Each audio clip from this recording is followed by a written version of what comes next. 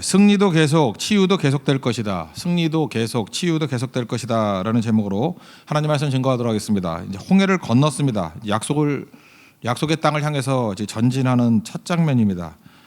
그런데 기적과 감격으로 시작된 이제 출애굽인데 뜻밖에도 별로 만족스러운 상황은 아니었던 것 같습니다. 젖과 꿀이 흐르는 가나안이 기다리는 게 아니라 광야가 기다리고 있다는 것입니다. 그러니까 현실적인 어려움이 있습니다. 그래서 이스라엘 백성들이 지금 불만에 가득 차게 되었다라고 하는 얘기입니다. 홍해 이후에 광야가 있다. 이것은 우리 신앙생활의 이제 내용이 무엇인지를 한번 추측해 볼 수 있다고 생각을 합니다.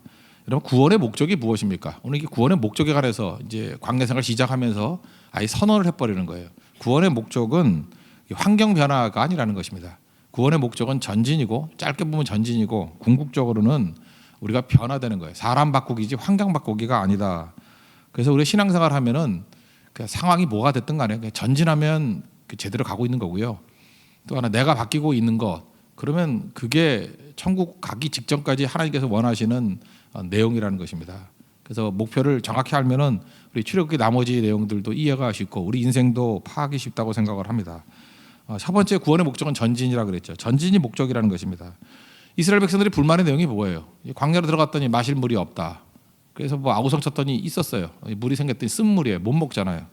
그랬더니 하나님께서 이게 나무 던져가지고 달게 만드셨다. 그래서 마실 수 있게 되었다. 이게 여기만 나오는 게 아니고요. 이제 계속해서 이게 반복이 됩니다. 뭐 이렇게 문제가 생겼다. 아우성 치니까 하나님이 치유해 주셨다. 뭐 이게 계속 반복이 된다라는 거예요. 이거는 계속 모형입니다. 우리 예수 믿고 난 다음에 뭐 문제가 싹 사라져버리고 어려움이 싹 사라져버리는 게 아니라는 거예요. 계속해서 문제는 있을 것이고 계속해서 하나님은 도우실 거예요. 계속해서 어려움이 있을 것이고 계속해서 하나님께서는 치료해 주실 것이라는 것입니다. 그러니까 이게 크리스천의 삶이라는 거예요. 그러면서 우리의 마음이 이렇게 문제에 빼앗기는 게 아니라 그럼에도 불구하고 하나님이 도와주실 거니까 전진하는 것이 삶의 목적이다라는 것입니다.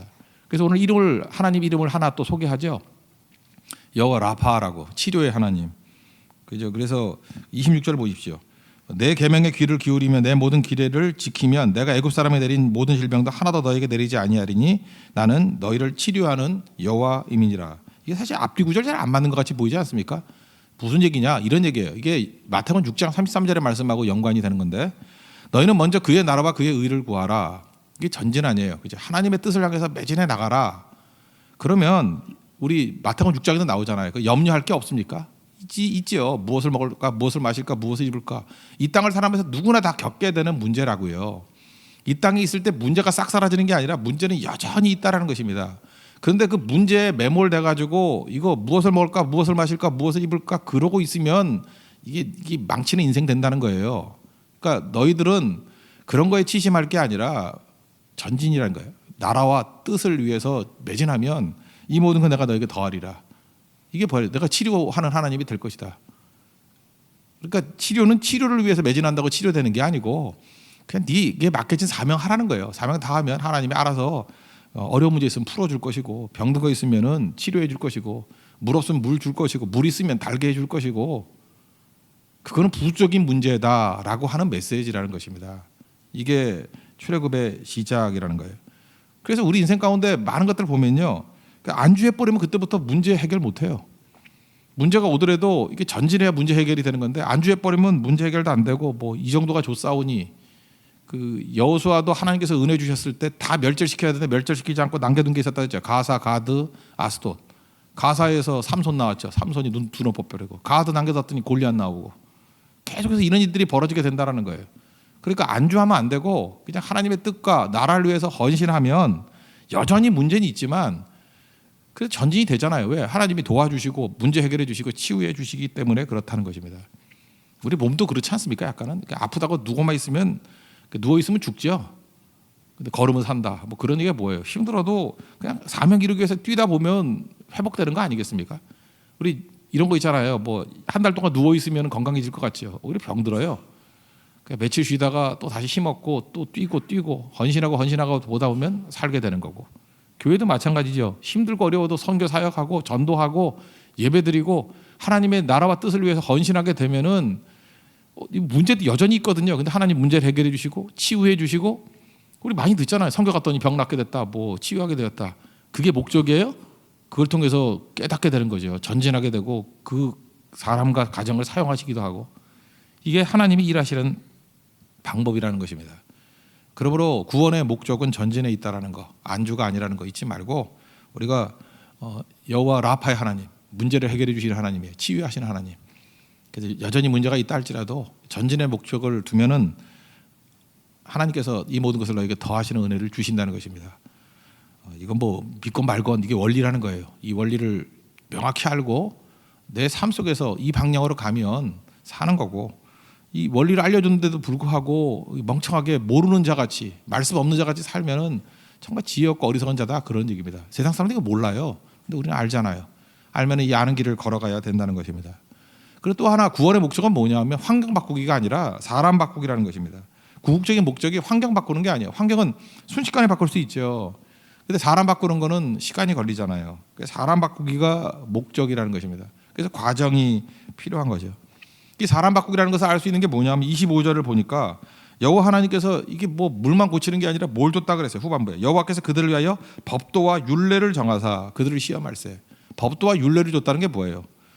그 기준을 줬다는 거 아닙니까? 그러니까 출애굽해 가지고 그냥 애굽에서 자유 얻었다 그게 목적이 아니라 법도와 율례가 있는 새로운 백성을 만들겠다라는 거예요. 기준이 있는 백성, 말씀이 있는 백성을 만들겠다라는 것입니다. 그러니까 사람 만드는 과정이에요. 법도와 율례를 주셨죠. 그 법도와 율례를 받으면 뭐예요? 이게 내 몸에 체득하는 데까지 시간이 걸리는 거예요. 그게 광야입니다. 우리도 말씀 들었잖아요. 법도와 율례를 들었잖아요. 이게 이제 우리 몸속에 체득되는 데까지가 하나님께서 원하시는 목적이라는 거예요. 새로운 백성 만드는 거. 여러분 우리가 전도라 그러고 선교라 그러는데 전도해 오죠. 선교해서 교회 와요. 교회 오면은 예배를 제대로 드릴 수 있나요? 그럴 수 없어요. 이번에도 우리 뭐 성경 가보 보니까 시간이 가면서 바뀌는 게 뭐냐면 사람들이 예배자로 변화가 되는 거예요. 그 예배자가 된다라는 게 그게 어마어마하게 무서운 거예요.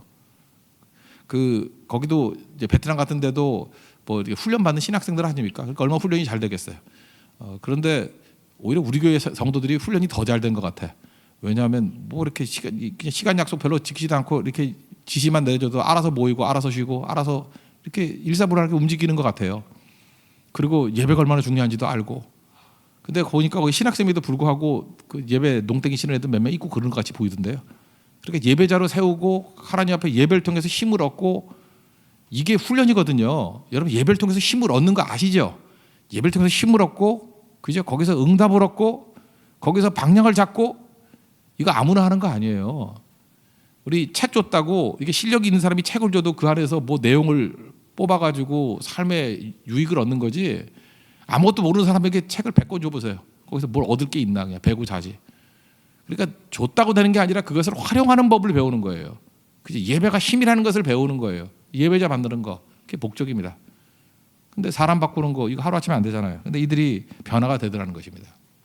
이 똑같은 맥락의 말씀이 로마서 5장에 나오거든요. 그래서 로마서 5장이 되게 중요합니다. 1절부터 4절까지 보면 1, 2절이 되게 영광스러운 얘기예요. 우리가 하나님과 원수되었죠. 근데 예수 그리스도 십자가로 말미암아 하나님과 우리가 화평을 이루었대요. 그러니까 peace with God, 하나님과 화평을 이루자 그랬습니다. 하나님과 화평을 누리자.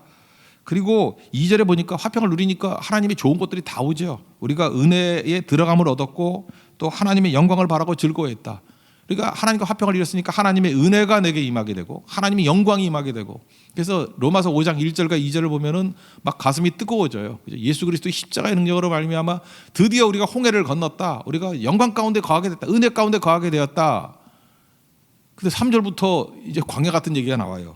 3절부터 무슨 얘기가 나오냐면 이제 환란을 인내는 연단은 뭐 소망을 이루는 줄 압니다. 뭐 이런 거예요. 환란 중에도 기뻐하는. 갑자기 환란 얘기가 나오는 거예요. 이 환란 얘기가 나오는 이유가 뭘까요? 환란 얘기가 이 광야라는 거예요. 그래서 우리가 이 땅에 들어가서 하나님 예수 그리스도로 구원받고 난 다음에 은혜와 영광 가운데 들어가고 그 다음에 이제 제일 먼저 닥치는 게 환란이라는 거예요.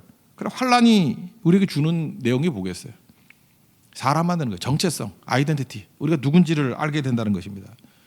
동과 서가 이렇게 동시에 있을 수 없고 남과 북이 동시에 있을 수 없는 것과 마찬가지로 환란이 오면은 믿는 자와 믿지 않는 자의 차이점이 무엇인지를 명확히 한다는 것입니다. 내가 누군지를 알게 돼요. 내가 누군지. 초대교회도 보십시오. 뭐 여러 가지 활동할 때 아무도 방해 안 했어요. 뭐 교제하고 모이고 밥 먹고 구제하고 이런 거 할 때 뭐 아무도 신경 안 써요. 근데 언제 신경 썼죠?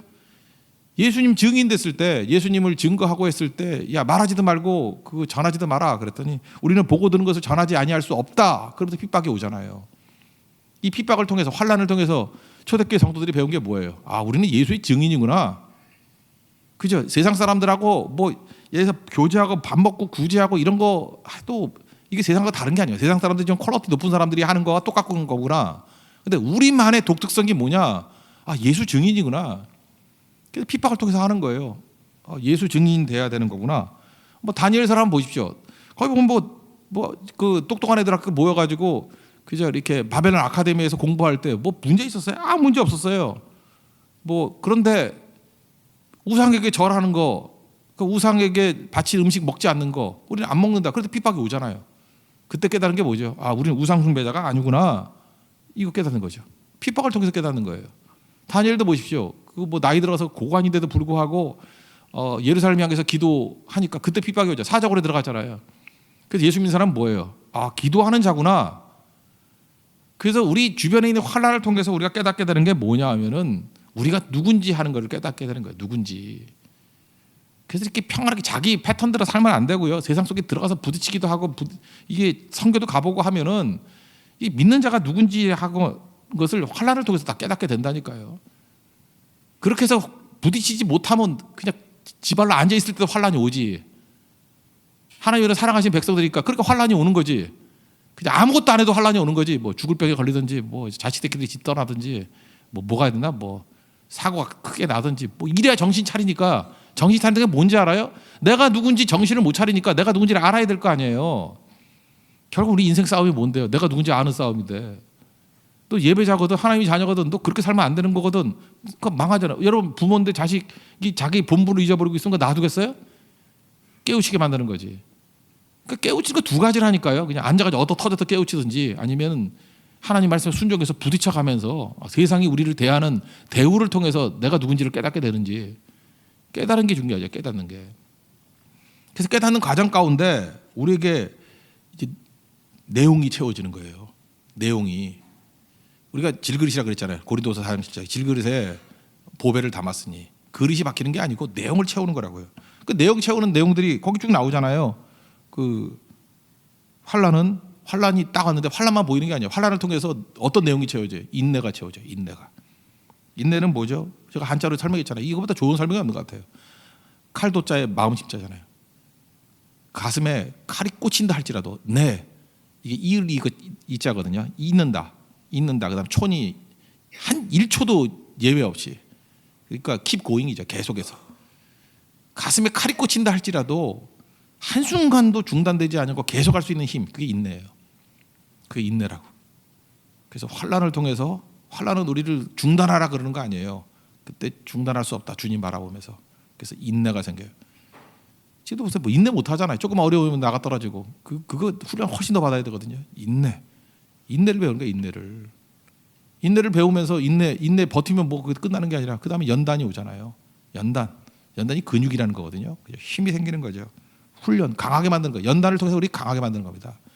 하나님 목적이 환경 바꾸기 아니라 사람 바꾸기라는 거예요. 그리고 소망. 여러분 인생 가운데 제일 큰 위기가 뭔지 아십니까? 소망이 사라져 버리는 거예요. 소망이. 예수 안 믿는 사람들은요, 늙어 죽을 때쯤 되면은 소망이 없잖아요. 그러니까 두려움밖에 없는 거예요. 그러니까 나이 들어서 두려움밖에 없는 이유는 뭐냐면 천국 소망이 없기 때문에 그래요. 이게 지옥 가면 어떡하나? 알거든 지도. 그죠? 이게 뭔가 불안한 거예요. 이거 이상하다. 근데 하나님 믿고 의지하면 천국 소망이 강해지고요. 또 하나 더 중요한 건 뭐냐 하면 그 다음 일에 대한 소망이 있어요. 하나님께서 우리에게 주신 거는 그 다음 일에 대한 소망. 이 목표가 있는 거죠. 사명이 있기 때문에. 사명자는 사명 다 이룰 때까지 죽지 않죠. 그게 소망이에요. 소망. 어떤 상황에도 절망하지 않는 거. 그러니까 우리는 환경을 바라보는 게 아니잖아요. 우리가 로마서 8장 26절 보니까 하나님을 사랑하는 자고 그의 뜻대로 부르심을 입은 자들에게는 모든 것이 합력하여 선을 이루니라. 합력하여 선이 뭐라 그랬어요? 하나님께서는 어떤 재료를 가지고도 목적을 이루실 수 있다. 그러니까 목적을 이룰 수 있다는 게 소망 아니에요? 근데 어떤 재료를 가지고도 우리는 약해지잖아요. 내가 약하잖아요. 그러면은 자기 힘으로 사는 사람은 야 내가 강할 때도 이루지 못하는데 약한데 이제 끝났어. 그런데 합력하여 선을 이루시는 하나님을 믿는 백성들은 약해도 하나님이 이루시는 거야. 내가 질그릇이라 그래도 보배만 담으면 되는 거야 라고 하면서 계속해서 인생과 내용을 담는 싸움을 벌인다니까요. 그래서 시간이 가면 갈수록 더 강해지는 것이고 마지막 순간에 가서 깨지는 건 내 질그릇이 깨지는 거예요. 그래서 죽는 그 순간에 질그릇이 깨지는 그 순간에 하나님의 보화가 막 흐트러지면서 가장 영광스러운 인생이 된다는 것입니다. 질그릇은 약해지는 거예요. 질그릇은 뭐 강해서 뭐 할 거예요. 언젠가는 깨질 건데. 그리고 보화를 가득 참아 있다. 근데 질그릇이 약해지긴 있는데 질그릇이 깨졌어요. 근데 거기서 온갖 오물이 다 튀어나온다 그러면 인생 헛살은 거죠. 잘못 산 거죠. 인생은요 질그릇 바꾸는 싸움이 아니에요. 약해도 괜찮습니다. 담는 싸움이에요. 그래서 광야에서 뭘 담아야 되느냐? 인내를 담고 연대를 담고 연단을 담고 소망을 담는 거예요. 그래서 출애굽기 민수기 쭉 보세요. 내용들이 다 뭐예요? 인내 이야기고요. 내용이 뭐예요? 연단하는 거예요. 강해지는 거. 그리고 내용이 뭐예요? 계속 가나안에 대한 소망 가지고 살아가는 거 아니에요. 이거를 가득가득 채웠을 때 비로소 가나안에 입성하게 된다라는 것입니다. 이게 우리 인생이에요. 오늘도 하나님의 목표가 우리 환경 바꾸기가 아니라 이 제일 중요한 거 전진이라는 거. 계속해서 전진하시면 여호와 라파의 하나님, 치료의 하나님이 우리 어려운 문제 다 이것도 치유해 주셔요. 근데 치유가 목적이 아니라니까요. 그냥 계속하면 다 치유되는 거고 그냥 맨날 뭐 전전긍긍을 하면서 언제 이거 고난이 없나 뭐 이거 사라지나 하면 평생 그거 싸움하다 끝나는 거예요. 그죠? 무엇을 먹을까, 무엇을 마실까, 무엇을 입을까 한 가지 더 붙이면 무엇을 고칠까 맨날 아프잖아요, 우리 그죠? 그러다가 많은 인생이라는 거예요. 목표를 향해서 전진하시고 내가 바뀌는 싸움 벌일 때 은혜 주신다는 거. 그 붙들고 승리하는 하나님의 정되기를 축원합니다. 자리에서 나가겠습니다. 407장 찬송하겠습니다. 다시 한번 찬양하겠습니다. 거꾸로 한번 찬양하죠. 4절, 3절, 2절, 1절 이렇게 찬양하겠습니다.